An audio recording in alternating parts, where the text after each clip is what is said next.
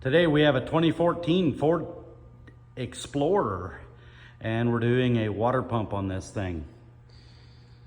And I'm not kidding.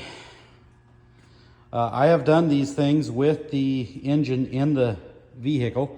However, Ford, in all their wisdom, some stupid engineer over there decided that the water pump needed to be driven by the timing belt. Excuse me, timing chain, which is inside the motor.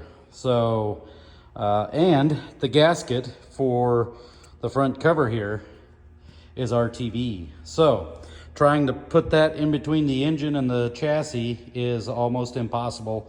And so I've found that it's just as easy to go ahead and pull the motor and transmission out of here and do it that way. Good job, Ford. Somebody was really thinking.